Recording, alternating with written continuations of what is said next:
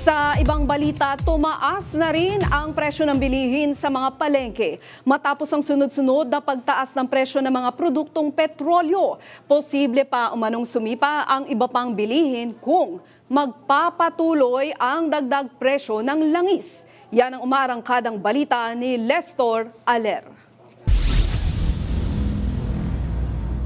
Hindi lang ang transportation sector ang nakakadamdam ng epekto ng sunod-sunod na mega oil price hike dahil sa gulo sa Middle East. Sa Paco Public Market sa Maynila, tumaas na ang presyo ng ilang mga pangunahing bilihin tulad ng karneng baboy at bigas.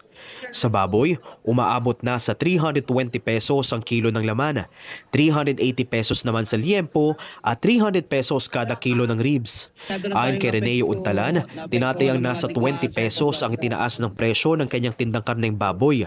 Posible pang tumaas ito sa mga susunod na araw dahil sa nararanasang krisis na nakakaapekto sa delivery ng mga produkto. Sa ngayon ang bentahan ay tumaas na, hindi gaya ng dati. Yung sariwa namin dati 300 lang. Masyado na tayong naapektuhan ng mga digmaan sa ibang bansa. Dahil sa nangyari, kahit sa buong baboy aniya ay hindi na nauubos.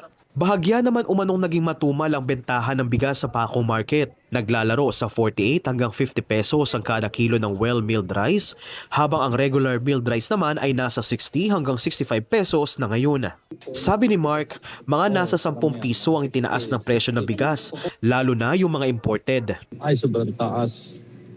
Tumas ng tumas. Parang yan, mga 60. Pupuyo nga, pinakamatas, 65 lang. Normal pa naman daw ang presyo ng gulay at isda sa ngayon. Kanya-kanya namang diskarte ang ilang mga mamimili sa harap ng patuloy na pagtaas ng pangunahing bilihin. Si Aling Baby, nakabudget na ang kanyang mga ipapamalengke na sasapat sa kanilang pang-araw-araw. Budget na budget talaga. Pag kinagkakasya yung pera, gano'n. Wala yun. Ako si Lestor Aler ng PRTV News, nagseserbisyo para sa Pilipino.